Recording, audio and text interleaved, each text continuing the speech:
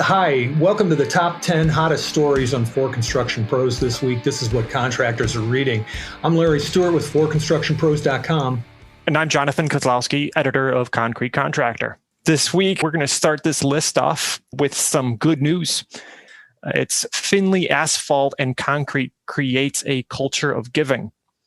The company has donated $50,000 to local community service efforts in school systems. For their efforts, they received the 2021 Good Neighbor Award from Pavement Maintenance and Reconstruction magazine. Finley Asphalt and Concrete is a paving contractor based in Bristow, Virginia, and they specialize in commercial, municipalities, and new construction and residential customers. Well, number 9 on the list is Coyote Tractor entering the construction market. Now, Coyote is a value-oriented South Korean manufacturer of compact tractors, and they announced at their annual dealer meeting that they'll develop a skid steer and a compact track loader. At that dealer meeting, they also talked about their new tractors. They've got a line of 5 NS tractors from 48 to 58 horsepower, a K9 utility vehicle series that's all four-wheel drive with cabs, air conditioning, heat and defrost, and a new line of compact rake grapples ranging from 48 to 72 inches. So a new entry in that compact construction equipment market that's so popular. And then at number 8, Oshkosh Corporation invests in Microvast battery technologies. JLG Industries' parent company, Oshkosh Corporation, announced a $25 million, with an M, million planned investment in Microvast, a global provider of next-generation battery technologies for commercial and specialty electric vehicles. This new partnership advances the development of JLG electronic product lines of boom lifts, scissor lifts, low-level access lifts, vertical access lifts, stock and order packer lifts, towable lifts, and telehandlers. I don't know how many other ways I can say lifts, but there it is.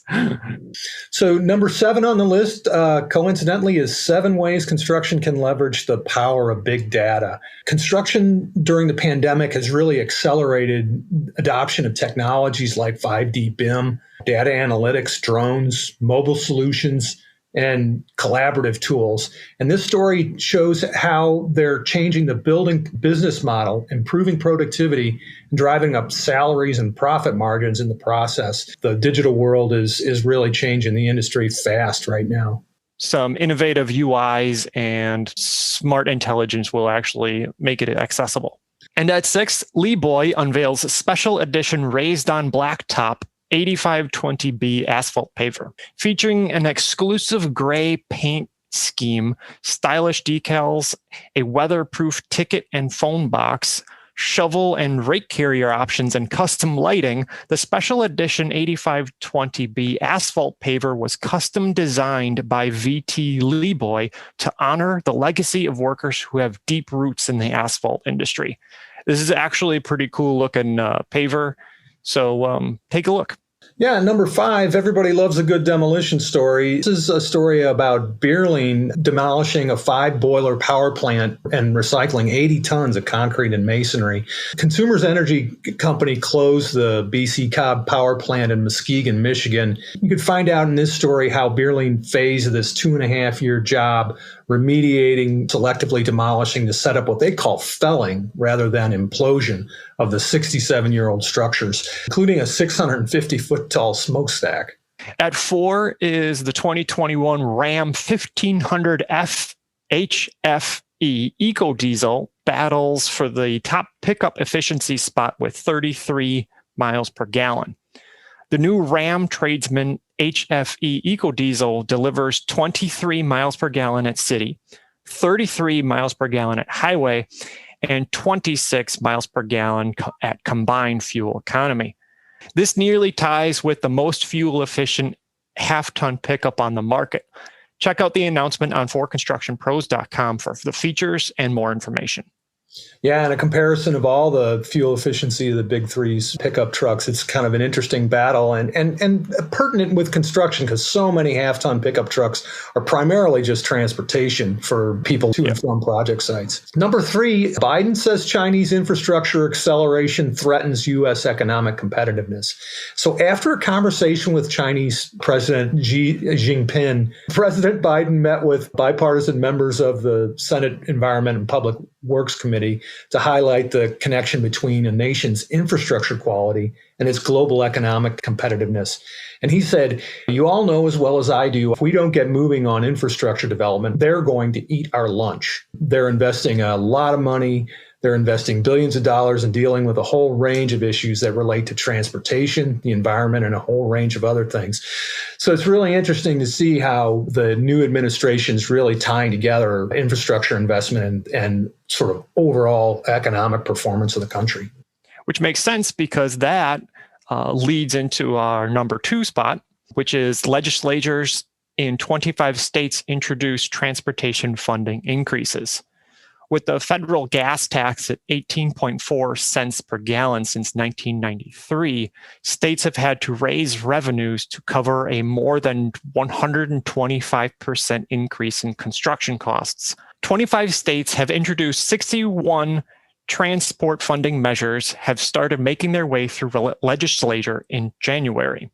29% of which are bills that are one-time funding measures to boost revenue, mainly for specific projects that need to be completed.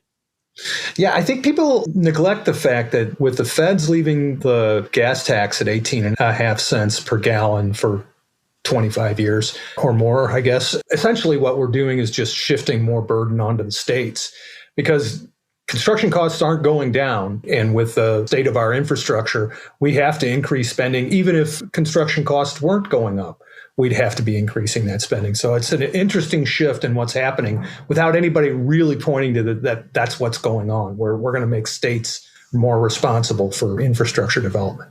Well, number 1 on the list is the coronavirus and its impact on accelerating construction's opioid addiction problem. COVID-19 pandemic's disruption to daily life hit those with substance abuse disorders hard, with deaths by opioid and methamphetamine overdoses increasing 38% and 35%.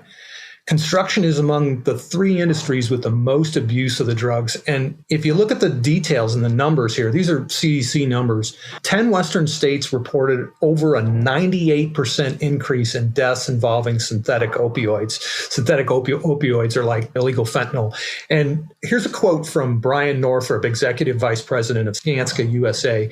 If you do the simple math, you're 15 times more likely to die in construction from opioids than all the other hazards from a job site combined.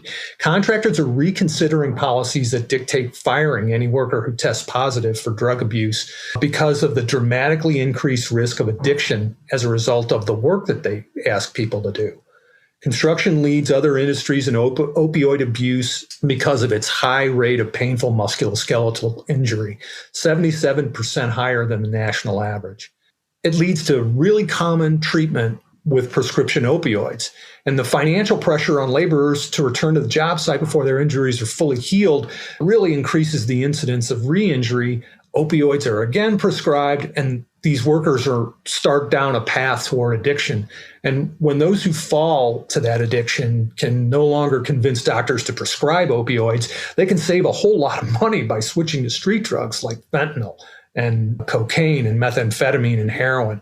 The industry is just beginning to recognize that its drug abuse may be more of a reflection of the work than a moral failing of its laborers.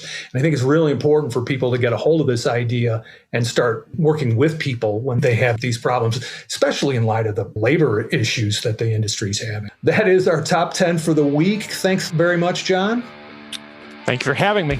And we appreciate y'all being here. Have a great weekend.